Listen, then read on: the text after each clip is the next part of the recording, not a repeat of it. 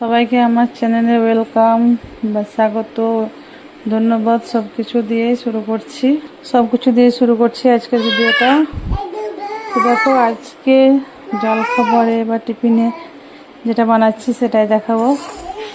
তো অলরেডি নিয়ে নিয়েছি, দেখো পেঁয়াজ কুচি, লঙ্কা কুচি, অল্প একটু আদা রসুনও দিয়েছি, একটু কর্নফ্লাওয়ার দিয়েছি, এতে স্বাদ মতো লবণ হলুদ দিয়ে দেবো।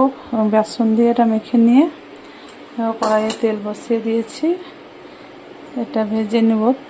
দেখো ততক্ষণ সঙ্গে থাকো, দেখতে থাকো যে কীভাবে বানায় বা ভাজি সেটা।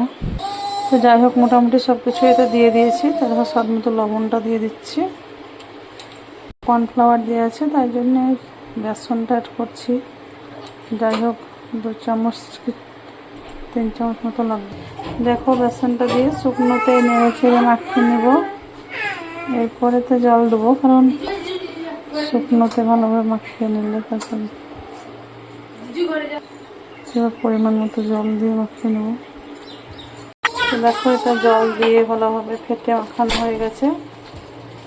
এবার তেলটা গরম হয়ে এসছে প্রায়,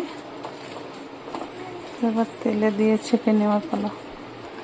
তেলটা গরম হয়ে গেছে, এগুলো ছোটো ছোটো করে দিয়ে দেবো।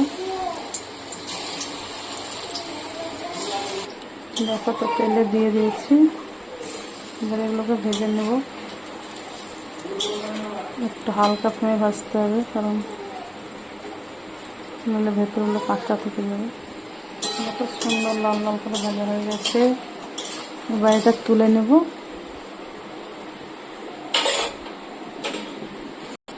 দেখো আজকে টিফিনের পকোড়া রেডি হয়ে গেছে। দেখো এগুলো চালের পাঁপড় ভেজে নিচ্ছি, কত সুন্দর। দেখো তেলে দিলে কত বড় হয়ে গেছে।